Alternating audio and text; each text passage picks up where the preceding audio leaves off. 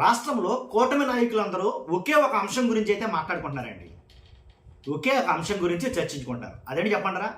ఏదైతే ఏలూరులో జరిగిన ఏదైతే దళిత క్రైస్తవ సమర శంఖారావం ఏదైతే ఉందో ఆ సభ గురించే మాట్లాడుకుంటున్నారు.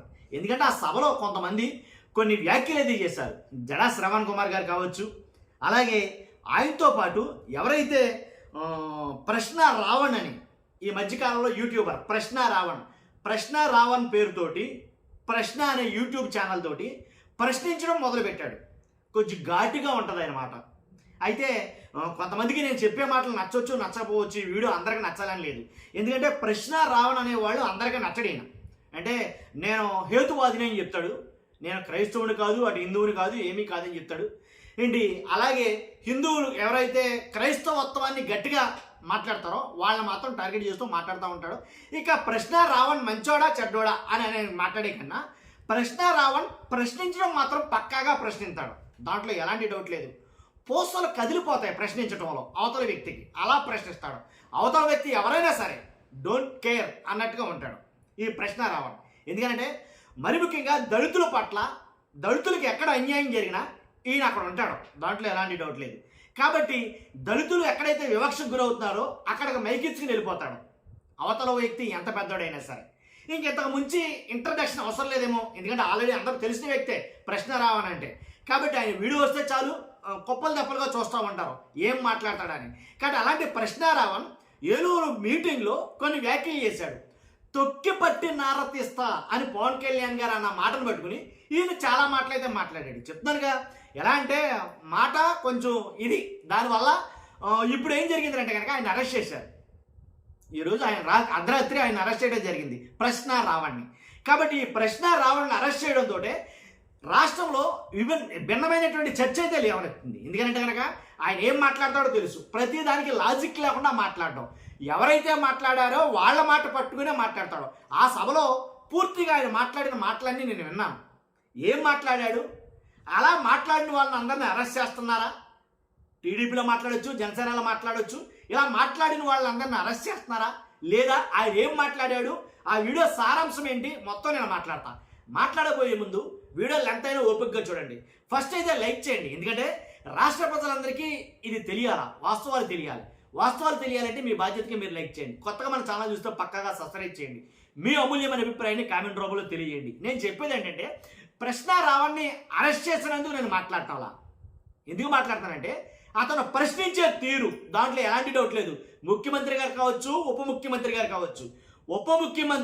ముఖ్యమంత్రి గారి ఇలాకాలో ముఖ్యమంత్రి గారికి తెలిసి దళితుల మీద దాడి జరుగుతూ ఉంటే మీరు ఏం చేస్తున్నారు అని ఆయన వెర్షన్లో మాట్లాడాడు. ఉప ముఖ్యమంత్రి గారి గురించి ఆయన మాట్లాడిన మాటలనే ఉదాహరణగా తీసుకుని మొన్న రీసెంట్గా మాట్లాడారు పవన్ కళ్యాణ్ గారు. తొక్కి పట్టి నారదీస్తానని చెప్పి. గతంలో పవన్ కళ్యాణ్ గారు వైసీపీ నాకు కూడా కల్లారా నడుస్తారు, అలాగే అయ్యే మాటలు తీసుకుని నేను మాట్లాడటం జరిగింది.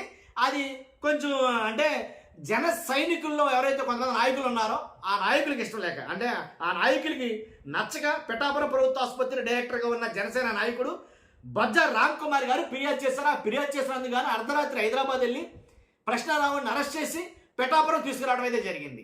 ఇది జరిగింది. కాకపోతే ఇక్కడ నేను అడగాల్సిన మాటలు, చెప్పాల్సిన విషయాలు కొన్ని ఉన్నాయి. ముక్కుసూటిగా ఏంటి సోదు లేకుండా సుత్తి లేకుండా కొన్ని మాటలైతే మాట్లాడాలనుకుంటున్నా. ఏంటంటే ప్రశ్న రావణ్ని అరెస్ట్ చేశారు, ఓకే.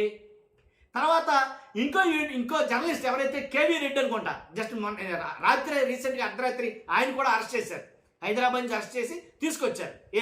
ఏపీ పోలీసులు వెళ్ళి తీసుకొచ్చారు. 2 ఓకే, అరెస్ట్ చేశారు, 2 ఓకే.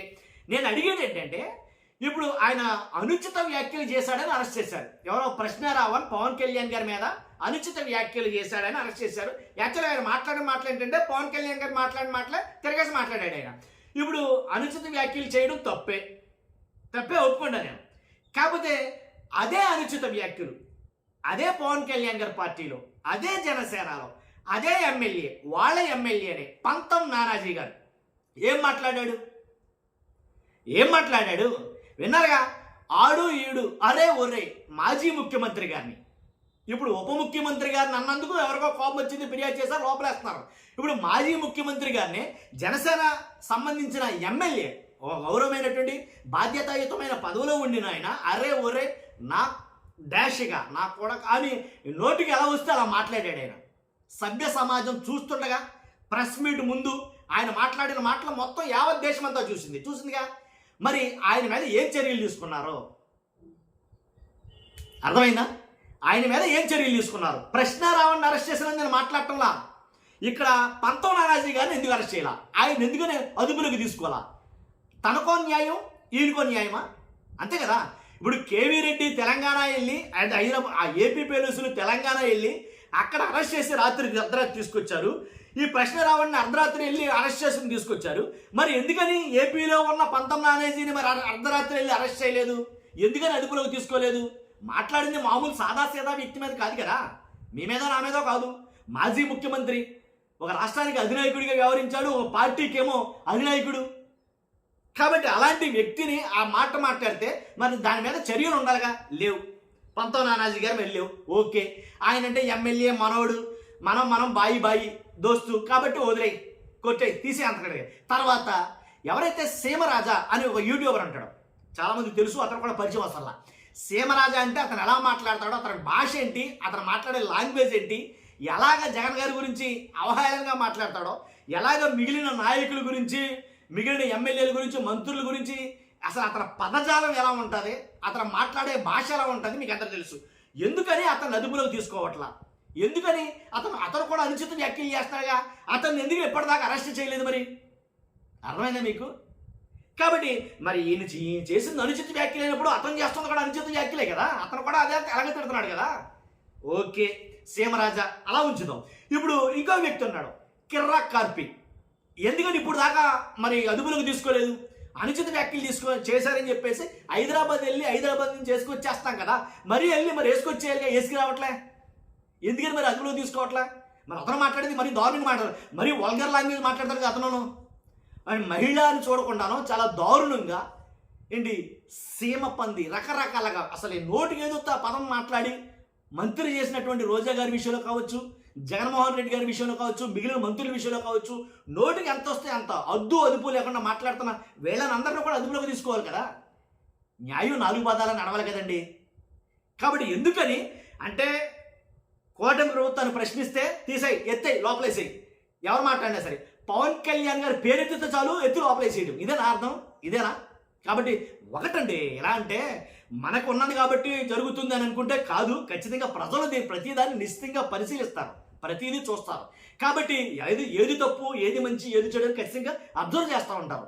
కాబట్టి ఇలాంటి వ్యవహారాల్లో అంటే ఇప్పుడు ఒకవేళ అరెస్టులు చేయొచ్చు కనుక, అయితే ప్రశ్నించడం అయితే ఆగదు కదా. మళ్ళీ బయటకు వస్తాడు, మళ్ళీ మాట్లాడతాడు. అతను ఆల్రెడీ చెప్పాడు, అతను నన్ను అరెస్ట్ చేస్తారని చెప్పేసి ముందే చెప్తాడు అతను.